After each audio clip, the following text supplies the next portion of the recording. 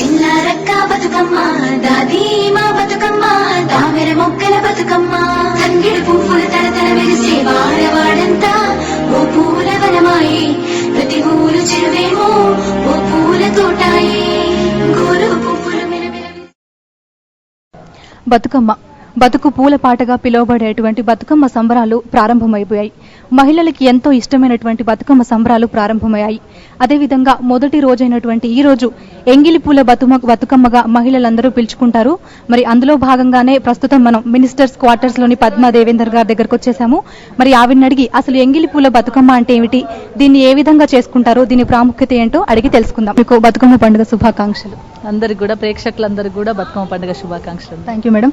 Madam, అసలు ఎంగిలి పూల బతుకమ్మ అంటే ఏమిటి, దీని ప్రాముఖ్యత ఏమిటి ఒకసారి తెలియజేయండి. ముఖ్యంగా ఆశ్వీజ మాసంలో ఈ పండుగను జరుపుకుంటారండి. ఈ పండుగ ఈ టైంలో, ఈ సీజన్లో వచ్చే పువ్వులు తంగేడు, గునుక, గుమ్మడి, పట్టుకుచ్చు ఇలాంటి పువ్వులన్నీ కూడా ఈ సీజన్లో వస్తాయి. వర్షాకాలం కాబట్టి ఈ సీజన్లో ఆశ్వీజ మాసంలో ఈ పూలు వస్తాయి. ఈ పూలతోని పంటలు కూడా వస్తాయి కాబట్టి ఈ పూలతోని జరుపుకునే పండుగ ఇది. ముఖ్యంగా ఈ సీజన్లో పెసర, మినుము లాంటి పిండి వంటలు చేసుకునే ధాన్యాలు కూడా ఈసారే వస్తాయి, ఈ నెలలోనే వస్తాయి. కాబట్టి ఈ పండుగను రూపొందించుకొని, ఒకప్పుడు ఈ బతుకమ్మ పేరుతోని ప్లేగు వ్యాధి వస్తే బతుకమ్మ అనే ఆవిడ రక్షించిందనే విధంగా ఆ కథల రూపంలోనే ఈ సీజన్లో వచ్చే పూలతో పేద ధనిక పేద లేదండి దీంట్లో. అందుకంటే ఈ సీజన్లో వచ్చే పూలు కామన్గా దొరుకుతాయి, ఈ సీజన్లో వచ్చే పిండి వంటలు అందరికీ దొరుకుతాయి. అందరికీ అందుబాటులో ఉండే పండుగనే బతుకమ్మ పండుగ. ఎంగిలి పూల బతుకమ్మ అంటే ఫస్ట్ రోజు నువ్వులు బెల్లంతోని ఈ పండుగను స్టార్ట్ చేస్తారు. ముఖ్యంగా ప్రసాదంగా నువ్వులు బెల్లం. ఈ సీజన్లో నువ్వులు వస్తాయి కాబట్టి నువ్వులు, చక్కెర, నువ్వులు బెల్లం లాంటివి పెడతారు. రేపేమో అటుకుల బతుకమ్మ. అటుకులు పేదవారికి కూడా అందుబాటులో ఉండే అటుకులు. తర్వాత నానబియ్యం బతుకమ్మ, తర్వాత ముద్దపప్పు బతుకమ్మ, వెన్నముద్ద బతుకమ్మ. అంటే ప్రజలందరికీ కూడా అందుబాటులో ఉండే ప్రసాదాలతో చేస్తూ బతుకమ్మ పండుగ నిర్వర్తించుకునే రోజుల యొక్క అది తెలంగాణ రాష్ట్రంలో ముఖ్యంగా పూలతో పూజించే సంస్కృతి ఎక్కడ కూడా లేదు. ప్రపంచవ్యాప్తంగా కూడా చూసుకున్నట్టయితే దేవుణ్ణి పూజిస్తాం కానీ ఆ దేవుణ్ణి పూజించే పూలనే బతుకమ్మగా వేర్చుకొని గౌరీదేవగా పూజించడం అనేది తెలంగాణ రాష్ట్రంలోనే ఉంది. కాబట్టి ఈసారి మరి గొప్పగా ఘనంగా జరుపుకుంటా ఉన్నాం. ఎందుకంటే తెలంగాణ రాష్ట్రం రాకముందేమో నిరసనల బతుకమ్మ ఉద్యమ రూపంలో బతుకమ్మని ఎత్తినాం. తెలంగాణ రాష్ట్రం వచ్చిన తర్వాత సంతోషంతో బతుకమ్మ, తర్వాత బంగారు బతుకమ్మ. ఇప్పుడు మాత్రము జలకలతో సంతరించుకున్న మా మిషన్ కాకతీయ సక్సెస్ కావడం వల్ల యావత్ తెలంగాణ రాష్ట్రంలో ఉన్న ప్రజలు, మహిళలు, రైతులు సంతోషంగా ఉన్నారు. దాంతో గతంలో పువ్వు దొరకాలంటే దొరకకపోయేది, బయట ఎక్కడో మార్కెట్లో వచ్చిన పూలతోనే సరిపుచ్చుకునే వాళ్ళం. ఈసారి అట్లా కాదు, తంగేడు, గునుక ఆల్రెడీ పెరట్లో కూడా దొరికేంత పుష్కలంగా దొరుకుతూ ఉన్నాయి. సమృద్ధిగా పంటలు కూడా వచ్చే అవకాశం ఉంది. ఎందుకంటే ఇప్పటికే వర్షాలు మంచి కురిసినాయి కాబట్టి నీళ్ళల్లో కూడా బతుకమ్మని అంపుదామంటే నీళ్ళు కూడా ఉండేవి. అలాంటిది ఈ రోజు నీళ్ళు కూడా పుష్కలంగా వచ్చినాయి కాబట్టి మా అక్క చెల్లెలందరూ ఇప్పుడు సంతోషంగా బతుకమ్మ చేసుకుంటా ఉన్నారు. దాంట్లో భాగంగానే ఆ సంతోషంలో భాగస్వామ్యమే ఈ మినిస్టర్ క్వార్టర్స్ లో కూడా ఇంకా గొప్పగా పండుగ చేసుకోవడం. మేడం, అలాగే ఉద్యమం అనగానే తెలంగాణ ఉద్యమంలో ముఖ్యంగా బతుకమ్మ చాలా కీలక పాత్ర పోషించింది. మరి అదేవిధంగా తెలంగాణ రాకముందు, వచ్చిన తర్వాత బతుకమ్మ పండుగలో వచ్చినటువంటి మార్పులు ఏంటి?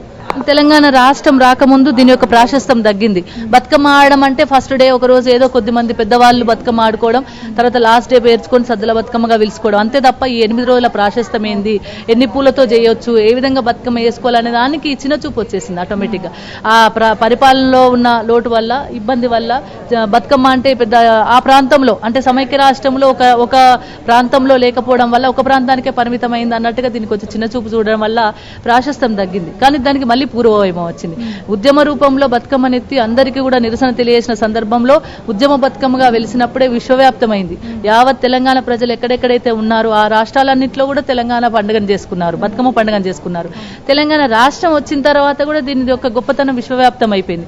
ఎందుకంటే సంతోషంతో తెలంగాణ రాష్ట్రము ప్రభుత్వం రాగానే దీన్ని అధికారికంగా నిర్వహించడం అనేది దీనికి ఒక మహిళలకు ఇచ్చిన గొప్ప కానుక. అది గతంలో పండుగ, బతుకమ్మ పండుగ చేసుకోవాలి, బతుకమ్మ ఆడాలంటే ట్యాంక్ బండ్ మీద రావాలంటే పర్మిషన్ తెచ్చుకున్నాం కోర్టు నుండి. మినిస్టర్ క్వార్టర్లో అసెంబ్లీలో బతుకమ్మ చప్పులే వినకపడేవి కాదు.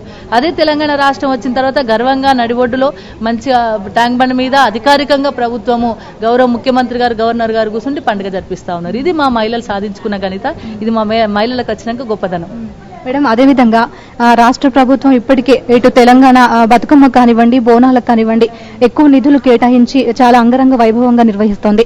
మరి ఇటువంటి నేపథ్యంలో మీరు కూడా ఈ పండుగలో కీలక పాత్ర పోషిస్తున్నందుకు మీరు ఎలా ఫీల్ అవుతున్నారు? చాలా సంతోషంగా ఉందండి. ఎప్పుడైనా అంతే, నేను చిన్నప్పుడు కూడా పండుగ చేసుకుంటూ వస్తున్నాను. నా చిన్నతనంలో మేము కొత్త గాజులు కొనుక్కోవడం, కొత్త డ్రెస్ వేసుకోవడం, కొత్త రిబ్బన్లు కొనుక్కోవడం అనేది పండుగ.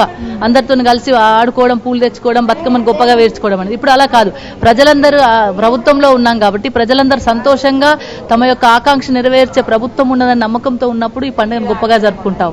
కాబట్టి చిన్నప్పటికి ఇప్పటికి తేడాది. అప్పుడు సమస్యలు తెలివై, అప్పుడు సమాజం తెలియదు.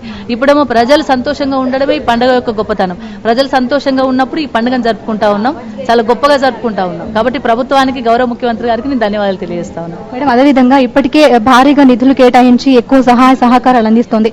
మరి ఫ్యూచర్ లో అంటే ఫ్యూచర్ జనరేషన్ కి కూడా ఎటువంటి సహాయ సహకారాలు ప్రభుత్వం నుంచి కావాలనుకుంటున్నారు? గతంలో ఈ పండుగను అధికారికంగా నిర్వహించాలని సమైక్య రాష్ట్రంలో ప్రభుత్వాలకు విన్నవించుకున్నప్పుడు ఒక పైసా కూడా నిధులు ఇవ్వకుండా, కనీసము అసలు యాక్చువల్ గా దీనికి పైసలు ఎక్కడ కేటాయించబడతాయంటే పూలను తీసుకొచ్చుకునే సందర్భం కావచ్చు, గ్రామాలలో ఎక్కడైతే బతుకమ్మ ఆడుకుంటారో మహిళలు కలిసి కట్టుగా ఉంటారో అక్కడ లైట్లు పెట్టించడము, అక్కడ నీట్ గా చేయడము, అక్కడ చెరువు ఉంటే చెరువుకు మెట్లు కట్టించడం, ఇవే కదండి మహిళలు చేసుకునే. అట్లాంటి ఇబ్బందులే ఉండేటి గతంలో.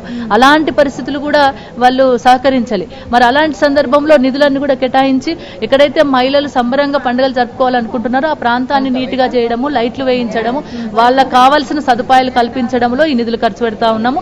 అది గత 3 సంవత్సరాలుగా ప్రభుత్వం వచ్చినాక ఇది 3వ పండుగ కూడా నిధులు ఇస్తా ఉన్నాం.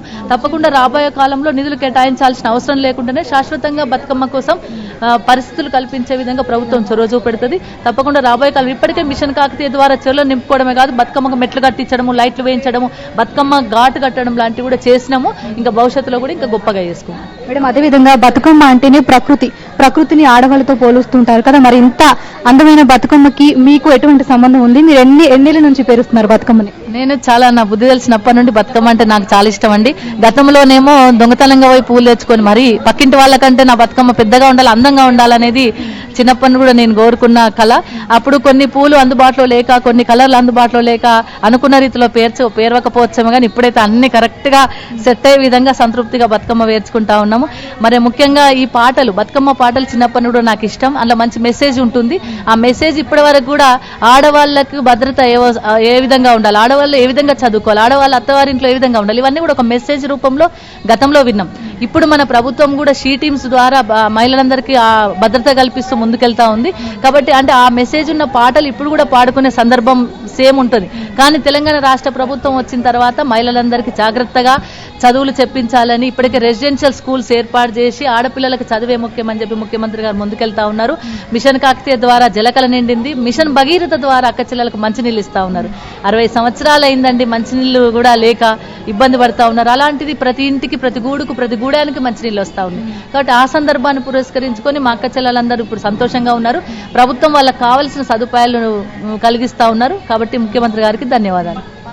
మేడం అదేవిధంగా మీరు ఈ బతుకమ్మ పండుగ సందర్భంగా తెలంగాణ ప్రజలకు ఏం చెప్పదలుచుకున్నారో ఒకసారి చెప్పండి. ముఖ్యంగా మా మహిళలకైతే మహిళా సాధికారిత సాధించాలంటే ఆడపిల్లల్ని చదివించండి.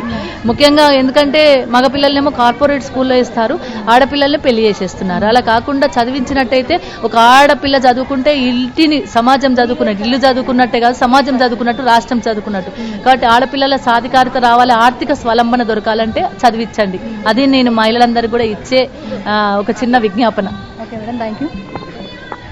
సో చూసారు కదా, ఇది బతుకమ్మ సందర్భంగా తెలంగాణ ప్రజలందరికీ కూడా పద్మా దేవేంద్ర గారు ఇచ్చే మెసేజ్. అదేవిధంగా ఎంగిలి పూల బతుకమ్మ అంటే ఏమిటి, మరి దీని ప్రాముఖ్యత గురించి తెలియజేశారు.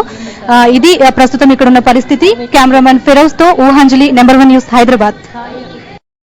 చిన్ని మా బతుకమ్మ చిన్న రక్క బతుకమ్మ, దాది మా బతుకమ్మ దామెర మొక్కల బతుకమ్మ, తంగిడు పువ్వుల తరతర వెలిసే వాడవాడంతా ఓ పూల వనమాయే.